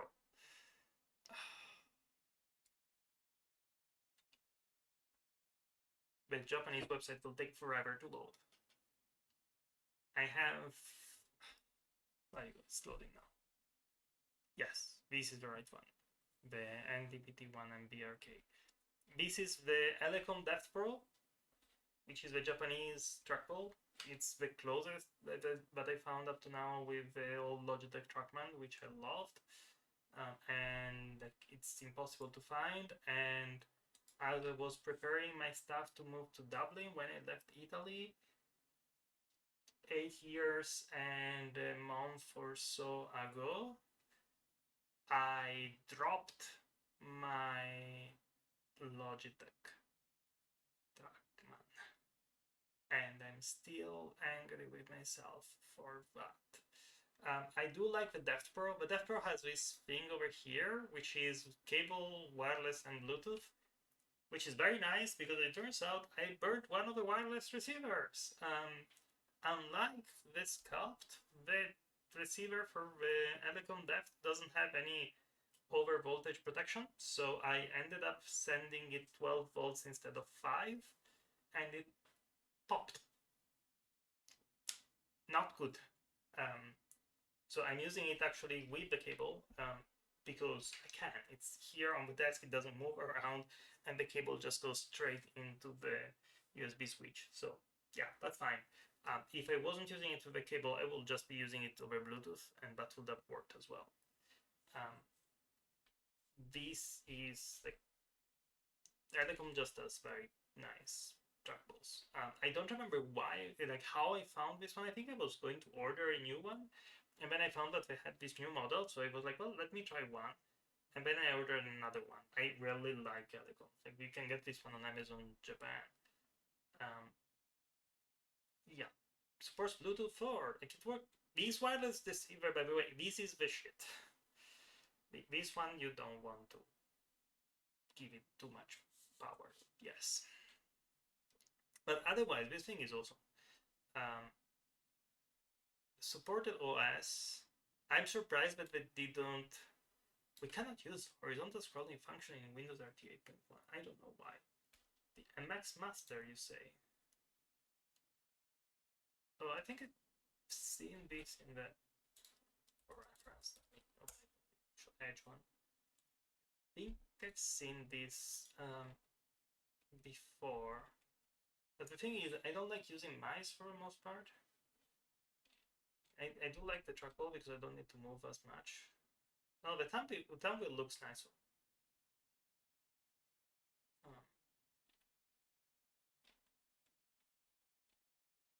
Cute. But yeah, the trackball for me is the thing. Like I mostly use this one. I don't know what the 8.1 thing. I like what they say Windows 10, RT8, 8, 7, macOS. They don't have Linux on the list, which is kind of silly because it does support Linux. I fixed it too. It's one of the patches I have in the kernel to support Elecom thingies. Oh yeah, and this is like a single alkali and dry cell. Like it's a double A thing. You only need it if you use it wireless. If you don't use it wireless, you don't need any of that. It will work just fine, like without any power. So, but like, as I say, it's a very solid product in my opinion. I really like it. Elecom does very nice thing. It's very sad that it's very hard to get this stuff outside of Japan unless you use Amazon in Japan. Yeah, technically you can get it on eBay. That's what Kuba told me back in the day. And then I ordered it because understandably he had some concerns about getting stuff off Amazon. Except that when I ordered it from eBay from Japan, I just received it in an Amazon package because whoever was there just ordered it on Amazon and had it sent my way. So like, well, next time I'm cutting the middleman there.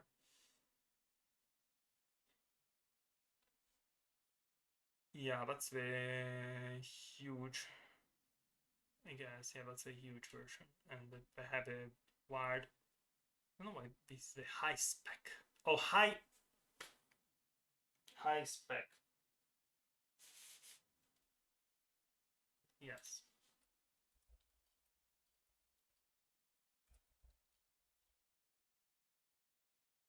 Yeah.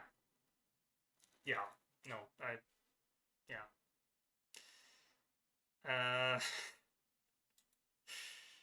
they also have a thumb operated one if that's what you want. Interesting that this one says iPadOS. I guess because it's Bluetooth, but this one is also Bluetooth. I would expect that to work.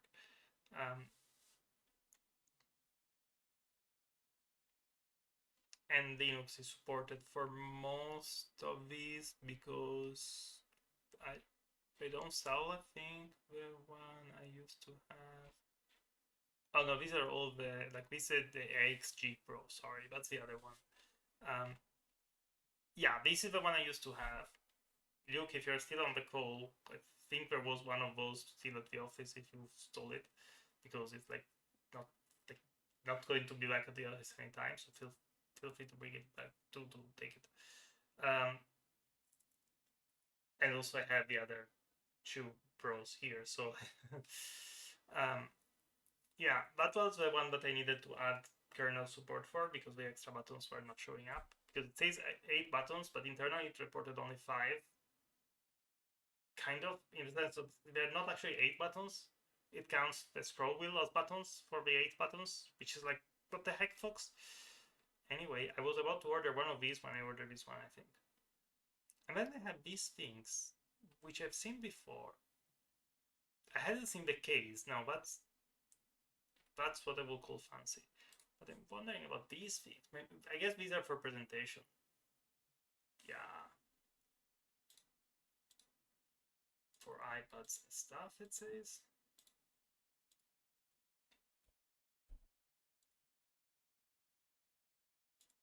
Yeah, with the base of operation. Wow. Oh gosh, so you can use it while sitting on. That's it. Oh, with the media control. See, now I'm tempted to order a set just to see how the heck it works. I should not just do that out of random.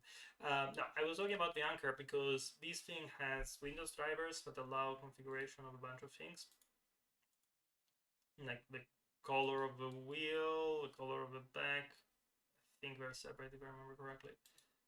And all the macro on the buttons, like all of the buttons here on the side and the one on the top and one of those two you can configure with the app. Okay, this hasn't been updated since 2018. I have two, so I can always implement this. I have some partial.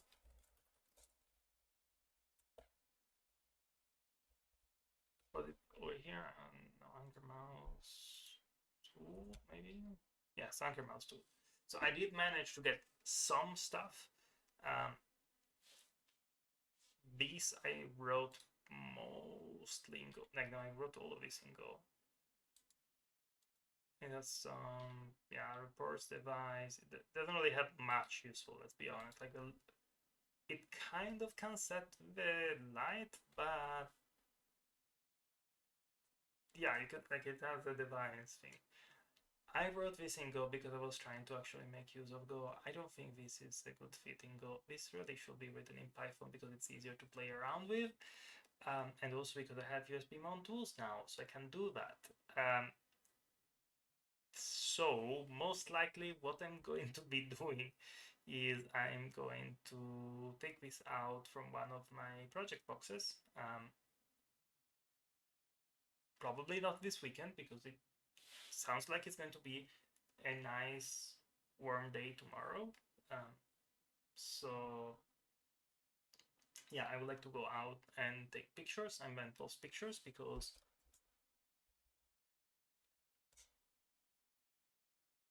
I like posting pictures. But maybe next week I'll take out the other mouse and try to get some data out. I guess I need to figure out if I can, maybe I use an RDP connection for that and I can actually get my, like, I can stream my whole setup from the, like, what's happening on the Linux box while I do this, because I'll need a Windows virtual machine where I can do USB monitoring, and I cannot do that with Hyper-V on GameStation because it doesn't have USB pass-through or USB monitoring at all. I'll do it from the other thing. And yeah, I'm still waiting for the cables and the stuff to reverse engineer my air conditioning controls. And I don't know if I have a link of the. So let me see if I can show you what I'm talking about.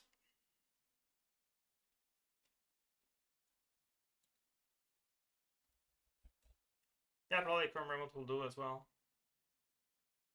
Usually I just set up our desktop on Linux. I already use a remote desktop to connect to the Hyper for. I have a Hyper-V virtual machine running Ubuntu, I want to say, could be OpenSUSE, I don't quite remember, but I use for Ghidra for reverse engineering binaries. And like I don't want to run Ghidra on a real machine. I don't want it to connect to the network if I don't want it to be connected to a network. So I relegate it to a virtual machine. I relegate it to a virtual machine and I connect to it over our desktop because neither QEMU, KVM, nor Hyper-V allow me to have a full 2560p screen. And with Ghidra, it's very nice to have a full 2560p screen. So what I usually do in those cases is I just start desktop in. And that's usually very easy. I'm trying to find the. I have some pictures of the box with the thing. You know, it's very vague, but yeah, so this is the thing. This is the back of the thing. It's an LG. Yeah, don't try to read too much into that model number. Let's put it this way. But underneath that there is this one. Is that the same one I just downloaded? Yes, this is the same one. I downloaded the other one as well. Just a second. I didn't download the other one. That's fine. Yeah, this is the right one. So this connector here, it's just a free wire connector that goes somewhere in the building. My assumption is that one of these is 12 volts, and I assume it's 12 because this thing has a whole like LED, very bright LED, and a whole touch screen to work with. So it's not going to be like very low voltage. It's not going to be 3.3 volts. I assume this is just going to be 12 volts. And then the last one means it's one wire connection that is sending and receiving. So I don't know which protocol. I think, if I remember correctly, somebody did write something with Arduino about this.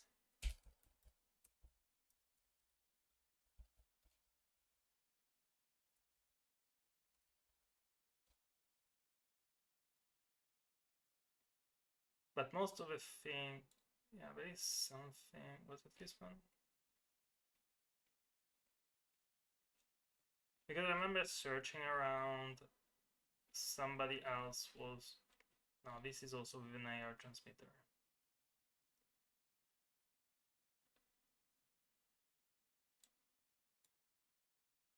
Yeah, so that's the thing, like it's very, very, very difficult to find information about this thing because if you look for LG air conditioner control units, they, for the most part, they will be